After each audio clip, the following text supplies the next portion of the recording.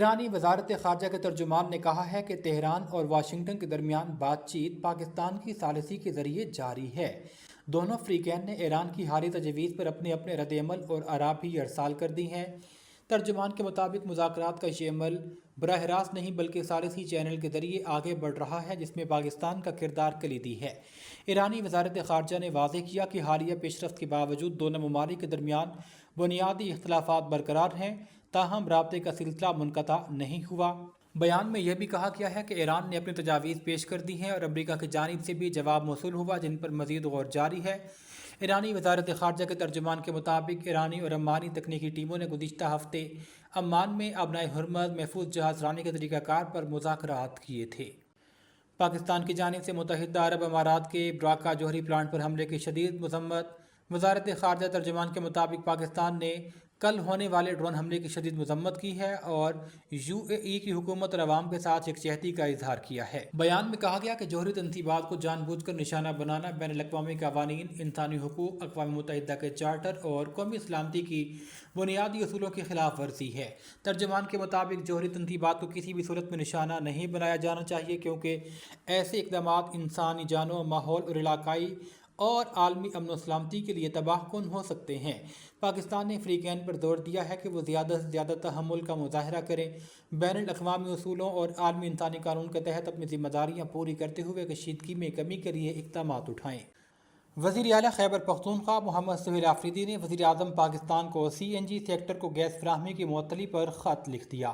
خط میں خیبر پختونخوا میں CNG سیکٹر کو گیس فراہمی کی بندش کا مسئلہ حل کرنے کا بھی مطالبہ کیا گیا ہے۔ خط میں وزیر اعلیٰ خیبر پختونخوا نے کہا، پختونخوا قدرتی گیس پیدا کرنے والا بڑا صوبہ ہے، آئینی حق سے محروم نہ کیا جائے۔ 494 MMCFD گیس صوبہ پیدا کر رہا ہے، جبکہ استعمال صرف 120 MMCFD ہے۔ خط میں یہ بھی کہا گیا ہے کہ خیبر پختونخوا کے CNG سیکٹر کو 36 سے 40 MMCFD گیس درکار ہے۔ وزیر اعلیٰ نے خط میں یہ بھی کہا کہ آئین کے آرٹیکل 158 کے تحت گیس پیدا کرنے والے صوبے کو گیس کے استعمال کا پہلا حق ہے۔ پشاور ہائی کورٹ بھی CNG اسٹیشن کی بندش کو غیر منصفانہ قرار دے چکا۔ CNG بندش سے ہزاروں افراد کے روزگار متاثر ہونے کا خدشہ ہے۔ خط میں کہا گیا ہے کہ ٹرانسپورٹ سیکٹر بڑی حد تک CNGs پر انحصار کرتا ہے، گیس بحالی ناگزیر ہے، مہنگے ایندھن کے استعمال سے عوام پر اضافی بوجھ پڑے گا۔ وزیر اعلیٰ نے وزیر اعظم سے CNG سیکٹر کو گیس فراہمی کے لیے فوری مداخلت کی بھی درخواست کی ہے۔ ڈسٹرکٹ باغ آزاد کشمیر سے بیورو چیف سردار شبیر خان کے مطابق حلقہ شرقی کی سیاست کا تجربہ کار چہرہ سردار اشفاق مغل۔ سیاست میں نام اور مقام ایک دن میں نہیں بنتے، اس کے لیے مسلسل موجودگی، کارکنان سے رابطہ اور زمینی حقائق کا ادراک ضروری ہے۔ سردار اشفاق مغل اسی تسلسل کی وجہ سے اپنے حلقے میں الگ پہچان رکھتے ہیں۔ پیپلز پارٹی کے سینئر رہنما ہونے کے ساتھ وہ سیاست کی اس پہلو سے بخوبی واقف ہیں کہ جہاں حکمت، رابطہ کاری اور وقت پر فیصلہ اہمیت رکھتا ہے، انہیں سیاست میں جوڑ توڑ کا ماہر کھلاڑی سمجھا جاتا ہے۔ ان کا شمار سابق سینئر وزیر سردار قمر زمان خان اور موجودہ وزیر ضیاء القمر کے مخلص اور پرانے کارکنان میں ہوتا ہے۔ آج کے دور میں سب سے بڑا مسئلہ یہ ہے کہ مخلص کارکن میدان سے غائب ہوتے جا رہے ہیں، یا تو مایوسی وجہ ہے یا ان کی جگہ وقتی مفاد پرست لے لیتے ہیں۔ ایسے میں سردار اشفاق مغل جیسے لوگوں کی موجودگی اس لیے اہم ہے کہ وہ پارٹی کے نظریے، کارکن اور عوامی رابطے کے درمیان پل کا کردار ادا کرتے ہیں۔ جب سیاست میں مخلصی نایاب ہو جائے تو تجربہ کار اور باوفا کارکن ہی پارٹی کا اصل سرمایہ بنتے ہیں، اور سردار اشفاق مغل اسی سرمایہ کی زندہ مثال ہیں۔ ٹنڈو آدم سے آپ کو اپڈیٹ کریں گے۔ سید نعمان الرحمان کی رپورٹ کے مطابق الخدمت فاؤنڈیشن ضلع سانگھڑ کے زیر اہتمام ٹنڈو آدم کے محمدی چوک میں شدید گرمی اور ہیٹ اسٹروک سے بچاؤ کے لیے ریلیف کیمپ قائم کیا گیا۔ کیمپ کا انعقاد ضلعی سیکرٹری جہانگیر اقبال راجپوت کی سربراہی میں کیا گیا۔ یہاں شہریوں، مسافروں اور محنت کش افراد کو ٹھنڈا پانی، ORS، جوس اور ابتدائی طبی امداد فراہم کی گئی۔ ریلیف کیمپ میں موجود رضاکاروں نے شہریوں کو ہیٹ اسٹروک سے بچاؤ کے لیے ضروری احتیاطی تدابیر کے بارے میں آگاہ کیا۔ اس موقع پر جہانگیر اقبال راجپوت نے کہا، الخدمت فاؤنڈیشن ہمیشہ مشکل حالات میں عوامی خدمت کے لیے پیش رہی ہے۔ ایسے فلاحی کیمپ مزید بھی مقامات پر لگائے جائیں گے۔ ٹنڈو آدم سے اپڈیٹ کریں گے۔ سید نعمان الرحمان کی رپورٹ کے مطابق ضلع سانگھڑ کے ہونہار، محنتی اور بے پناہ صلاحیتوں کے حامل نوجوان شیر محمد رند نے اپنی قابلیت، لگن اور مسلسل محنت کے ذریعے نہ صرف والدین بلکہ پورے ڈسٹرکٹ کا نام روشن کر دیا۔ ابتدائی تعلیم ٹنڈو آدم سے حاصل کرنے والے اس باصلاحیت طالب علم نے کم عمر میں ہی تعلیمی میدان میں غیر معمولی کارکردگی کا مظاہرہ کیا۔ انہوں نے ملک کے معروف اور ممتاز ادارے کیڈٹ کالج پٹارو میں شاندار کارکردگی دکھائی اور نمایاں پوزیشن حاصل کی۔ اپنی خودآگاہ صلاحیتوں، انتھک محنت اور علم حاصل کرنے کے جذبے کو بروئے کار لاتے ہوئے شیر محمد رند نے امریکہ کی معروف عالمی شہرت یافتہ نیو یارک یونیورسٹی میں گریجویشن کے لیے داخلہ حاصل کیا ہے۔ یہ عظیم کامیابی صرف شیر محمد رند کی ذاتی نہیں بلکہ ان کے والدین کی بہترین تربیت، اساتذہ کی کوششوں اور دعاؤں کا نتیجہ ہے۔ ایسے باصلاحیت نوجوان قوم کا قیمتی سرمایہ ہے۔ شیر محمد رند کی ان تمام کامیابیوں کے پیچھے سابق ڈی ایس پی یار محمد رند کی خصوصی شفقت اور رہنمائی شامل ہے۔ اللہ تبارک و تعالی سے دعا گو ہے کہ وہ شیر محمد رند کو مزید کامیابیوں سے نوازے۔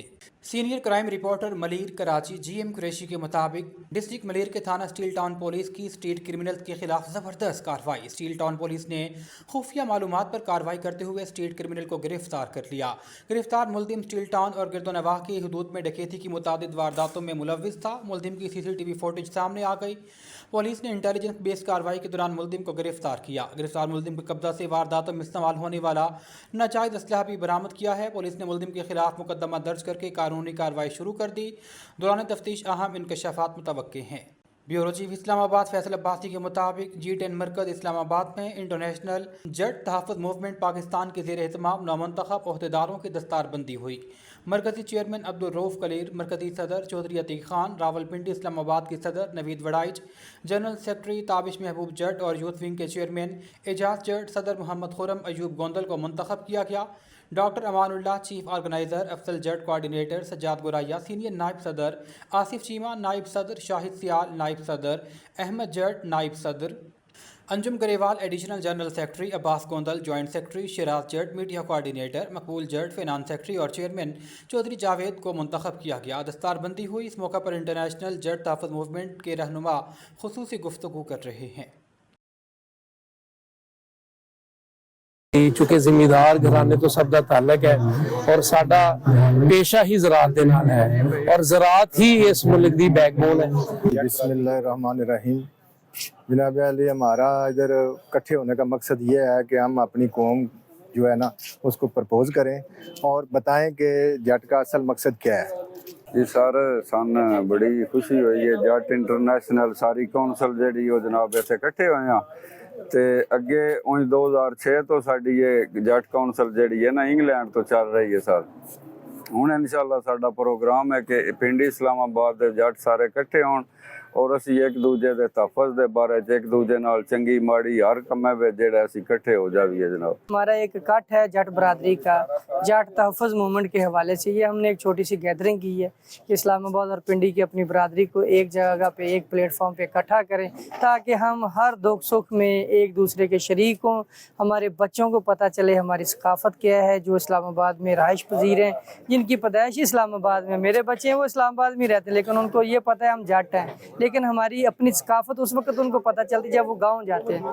تو بس اسی حوالے سے ہم نے یہ چھوٹا سا ایک ایونٹ آرگنائز کیا ہے تاکہ ہم اپنے آنے والی اور یہ جو ہماری اپ کمنگ جنریشن ہے ان کو پتہ ہو کہ ہمارا فیوچر، ہمارا مستقبل یہ نہیں ہے، ہمارا مستقبل بیسک بیک گراؤنڈ جو ہے وہ ہے ہمارا جٹ برادری کا۔ جزاک۔ بارسلونا سے ممتاز منیر سہوترا کے مطابق مسجد مولا امام مہدی و حضرت عیسیٰ علیہ السلام میں مولا امام تقی الجواد کی شہادت کا اجتماع پیر سید شبیر شاہ کے تعاون سے ہوا۔ اہل اسلام کی شرکت۔ امام محمد تقی رحمۃ اللہ پر درود السلام کا نذرانہ علامہ امجد صدیقی نے درود پاک کی فضیلت بیان فرمائی۔ معروف نعت خوان غلام رسول نے اہل بیت کی شان میں قصیدہ پیش کیا۔ بانی سید انیس تبسم شاہ قادری ایڈوکیٹ اور صدر سید فخر عباس شاہ نے مولا امام محمد تقی کی شہادت پر بیان کیا۔ سیکرٹری جاوید ڈار اور ڈاکٹر نعمان بشیر نے فری لنگر خانہ کے بارے میں اپنی آراء پیش کی ہے۔ پیر سید سبطین حیدر شاہ کی بلندی درجات اور کیسر محمود نمبردار کے لیے دعائے مغفرت اور بعد میں لنگر کا خصوصی اہتمام کیا گیا۔